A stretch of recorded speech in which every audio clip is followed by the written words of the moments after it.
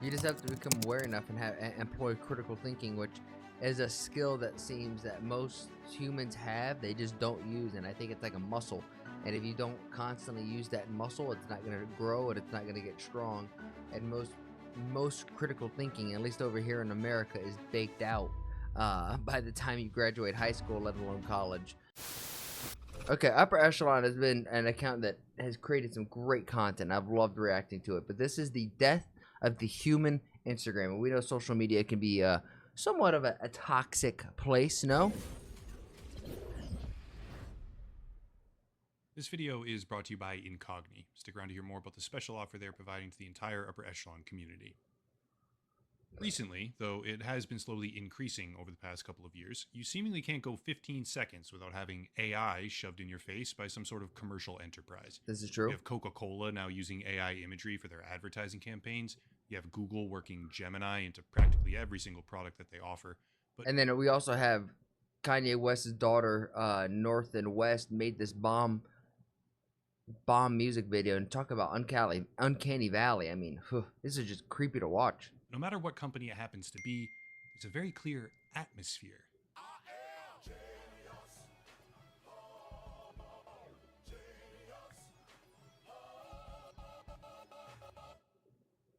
It kind of feels almost desperate when you see it in real time. They want you to accept it, use it, even admire it. But that's the consumer side of artificial intelligence. True. It's the end user products that they want you to engage with, which But then, just like in the last video we did, when you're engaging with this product, you're literally creating like a raw material, like a brick of gold, right? Your data is like a brick of gold in the side of a mountain, and these workers are like dwarves going into the mountain, just heaving and hoeing and just slaving away, gathering that raw data because you're using their app.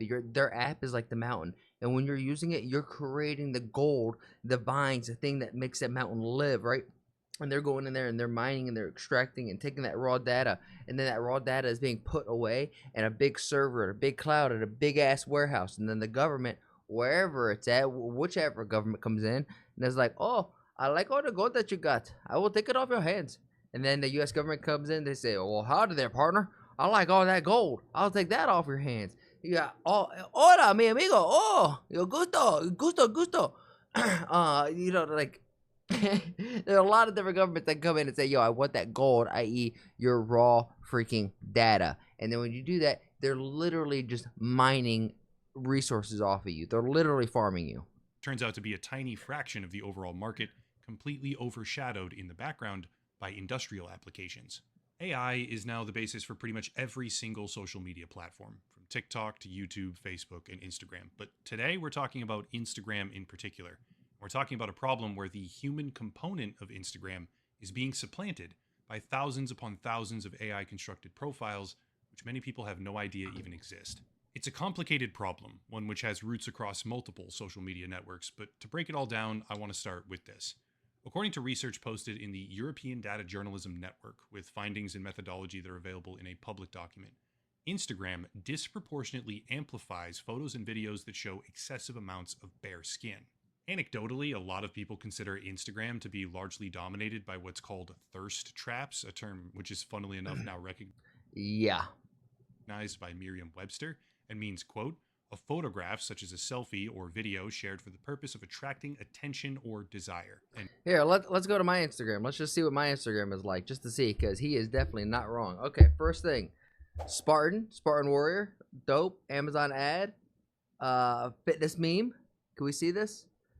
Fitness meme, purchase, oh, anime thirst trap, another thirst trap, oh shit, thirst trap, marketplace, thirst trap, powerlifting competition, but guess what? I bet you it's gonna be a thirst trap. Oh, it is, because it's Tinder. It's a Tinder ad. Thirst trap, not a thirst trap. This is a sponsored ad. Thirst trap. Non basketball ad, thirst trap. I mean, I think we get it. End quote. Thirst traps are typically women, though plenty of male influencers also participate in this behavior, to be clear. And the one non-thirst trap that was for like a dude content, I mean, that's a thirst trap for a chick. Post pictures Not for of me. themselves with limited or revealing clothing in a suggestive way, thereby subverting the terms of service and attracting attention from their audience. It's not new, and it's not uncommon. But what many people don't know is that it very well may be hard coded right into the promotion algorithm of the platform. Mm. According to the research I previously mentioned, Damn. quote, posts that contained pictures of women in undergarments or bikini were 54% more likely to appear in the newsfeed of our volunteers. Posts containing pictures of bare-chested men were 28% more likely to be shown. By contrast, Wow. posts showing pictures of food or landscape were about 60% less likely Wow. And when was this? When was this populated? When was this data gathered? Oh my goodness. to be shown in the newsfeed. End quote. Disclosing limitations here, the study is far from Wow. definitive on the subject. It analyzed roughly 1,700 posts containing 2,400 pictures and regularly scanned the feed for a couple dozen volunteers to determine what they were. I mean, 2,400 pictures, that's a lot. But in the terms of like overall of everything that's populating on Instagram, that's not that much. That's like a Seeing fraction how of a prevalent. percent. Obviously, I'd like to see tens of thousands of profiles analyzed to get a much Absolutely. more comprehensive look at the reality of the algorithm. But taking the study at face value, it paints a very skewed picture of what content is typically promoted, and seems to corroborate what a lot of people already firmly believe about the platform, which is posting revealing pictures in skimpy clothing is the fastest way to get increased viewership. No way. You're telling me if you got tig old bitties and a big old bum and you wear hardly next to nothing and you post it on the internet, you're going to get a following faster than if you don't? I would never have thought of that. My brain cannot compute.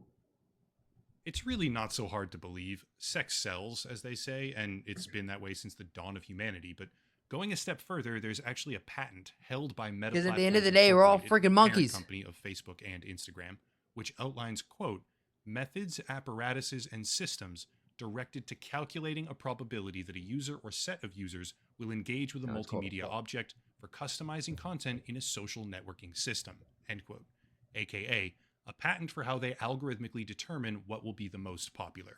Well, inside that patent is a very interesting section which goes like this, quote, in particular embodiments, API may estimate the state of undress of the people in photo by detecting large swaths of a set of common colors, such as identified skin tones. This disclosure contemplates any suitable method of feature extraction. But what if I'm wearing the color? What if I'm wearing like my beige color? I wear a lot of beige. So is that why it's gonna push my stuff? So if I wear like cream colors, it's gonna push my content more because it's gonna think that I'm actually nude, that I'm actually just working out in my birthday suit. Through application of computer vision algorithms, end quote. In simplified terms, the patent that they hold for determining the popularity of visual content directly considers how much clothing the person is wearing, scanning for large swaths of common colors, such as identified skin tones. It's far from definitive, but consider the prevailing atmosphere of Instagram as a platform. Certainly not every single user encounters a feed dominated by partially undressed influencers, but enough people do to where studies are coming back I with think a majority significantly do. skewed results, and the Let's common be honest. impression of the platform is that it heavily promotes or incentivizes that type of content. So why does it matter? Well, if we accept that the platform is dominated by this type of content now, and if we also accept that machine learning algorithms are the reason why it's happening to begin with, what if we add a new layer? What if we introduce a system where publicly available AI tools allow users to mass produce this kind of content from a single laptop, thereby overrunning Instagram's feed entirely and platform with often indistinguishably altered reels stolen from actual people with transposed artificially generated faces on them? What then? Well, obviously we don't have to wonder what then because it is happening. That's the purpose of the video. And today I want to show you why it's happening, partially how it's happening, and how bad the problem really is. Yo, this is crazy. When the AI first came out, everyone was worried about it. He said it's happening now. We've passed the point. There's no going back. Whether or not people agree on the severity of that problem or the scale of how detrimental it can become eventually is another story. But hopefully when I'm finished, people will begin to realize that the human component of the online world, in this case Instagram, right, as the first example, is being drowned out. All right, back on task. To properly explain how it all works, I want to break things down into two categories. First generation AI influencers, and then second generation AI influencers. A great example of the first generation in this case would be Aitana Lopez. For anyone curious, Aitana Lopez is an AI influencer created by a modeling agency. This person was not real, so we can't even call it a person. But it doesn't exist, and this person or entity, this digital asset, this technically NFT, if you would, was generating 16K a month. who now has hundreds of Insane. thousands of followers on Instagram and earns, as of November last year, over $16,000 per month. If you scroll its feed, I almost called it her a couple of times. It. Video script, but I made sure to correct that issue, obviously.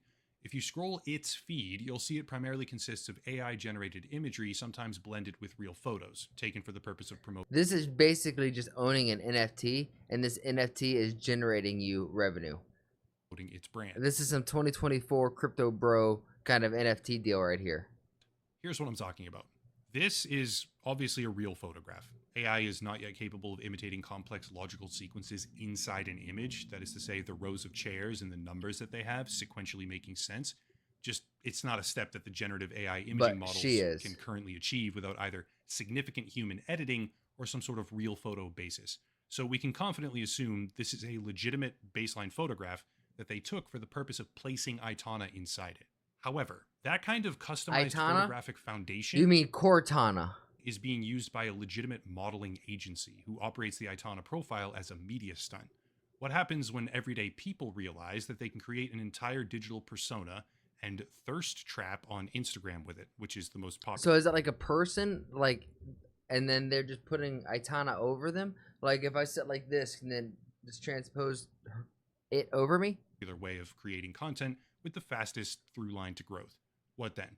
Well, that's where we get to what I call second generation AI influencers, and this is where things get illegal, highly unethical, and predatory.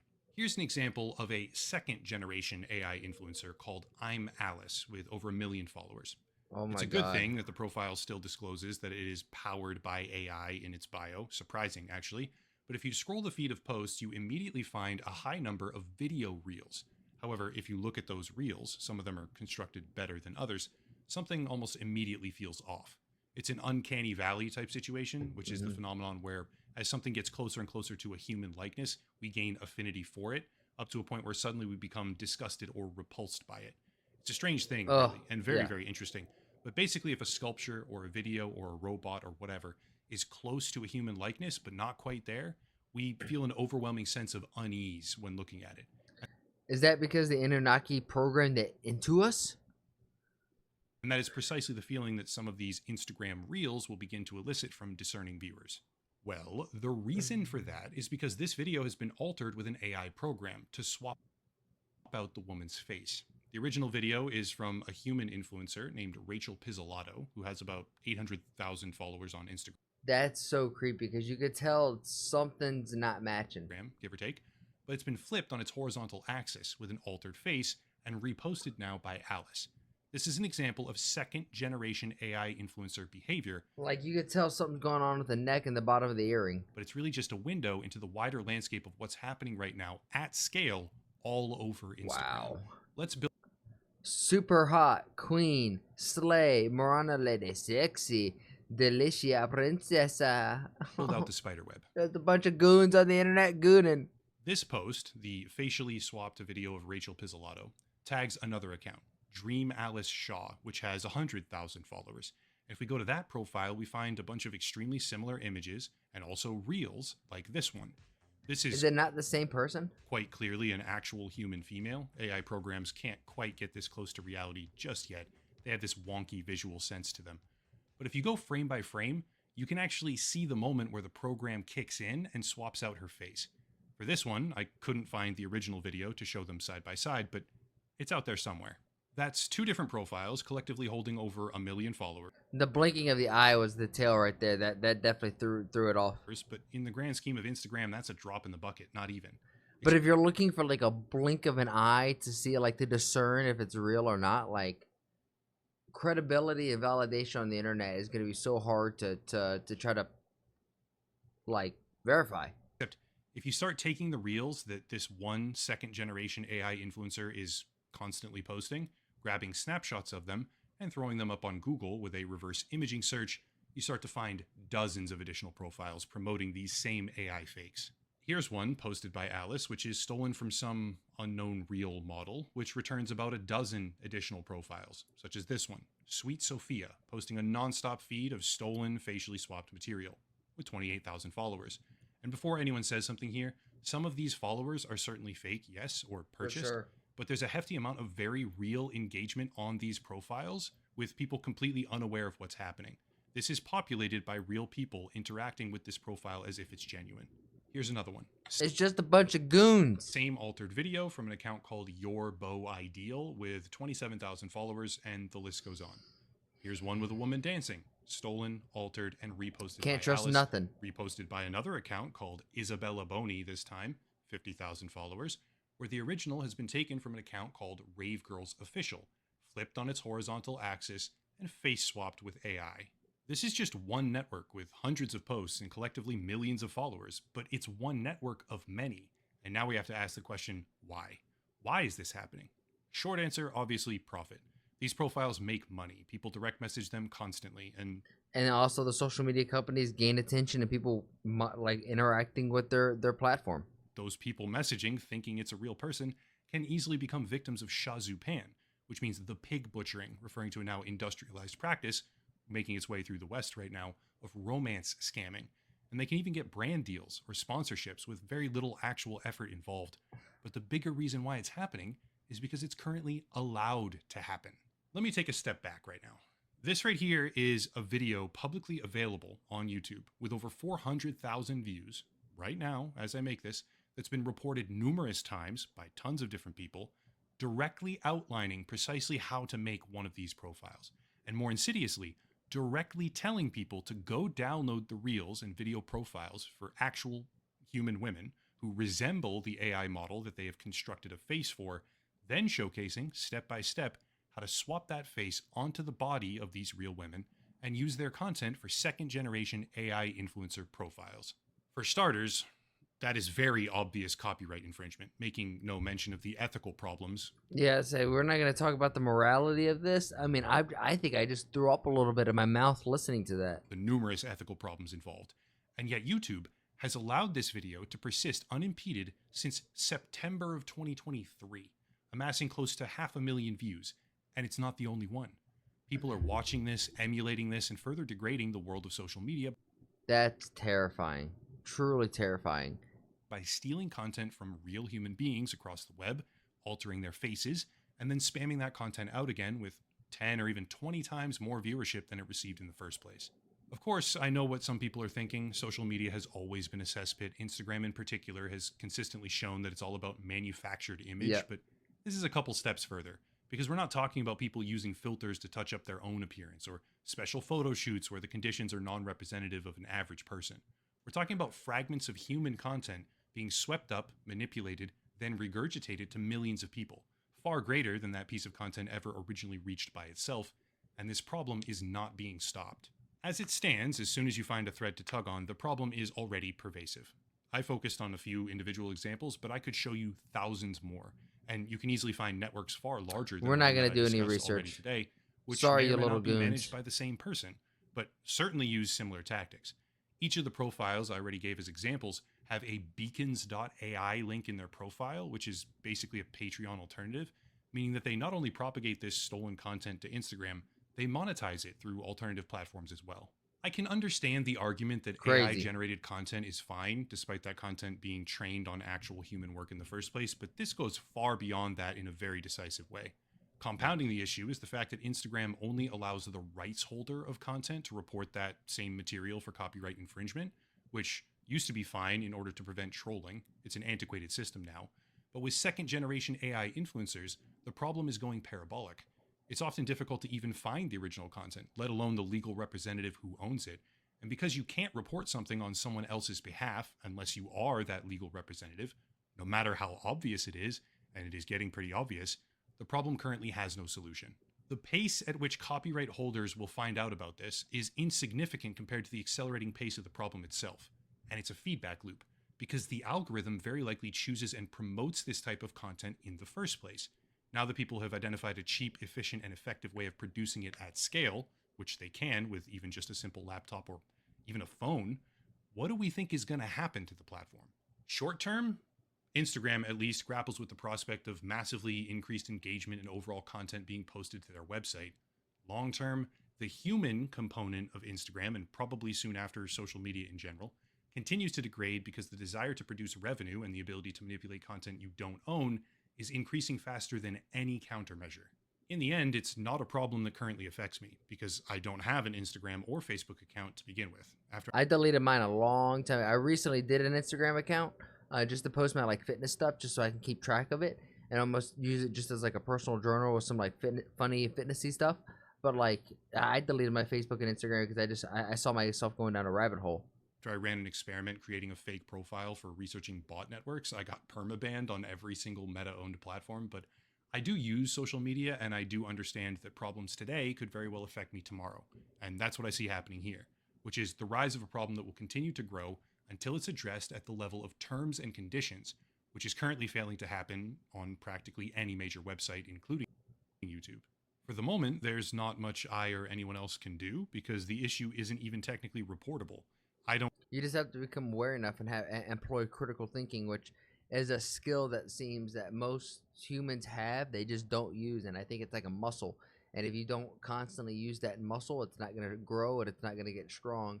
And most critical thinking, at least over here in America, is baked out by the time you graduate high school, let alone college.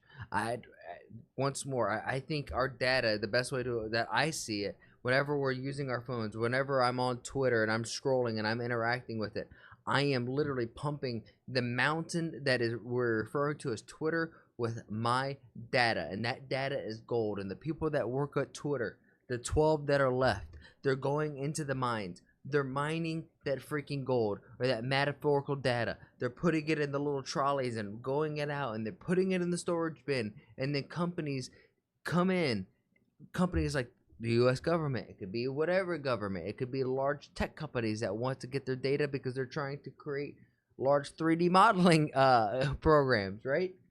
And they go in there and say, hey, I like that data, let me buy it from you. And they're like, okay, make a transaction, bada boom, bada bing. And guess what? Then they send the miners right back out, get more data, sell that data, and it's just ultimately that data is going to be repurposed into a product that you're going to buy again. So it's like you're buying your own data, and it's just this gross kind of cyclical thing that us humans around the world are falling victim to. But at the same time, there's a lot of cool shit on the internet, so I don't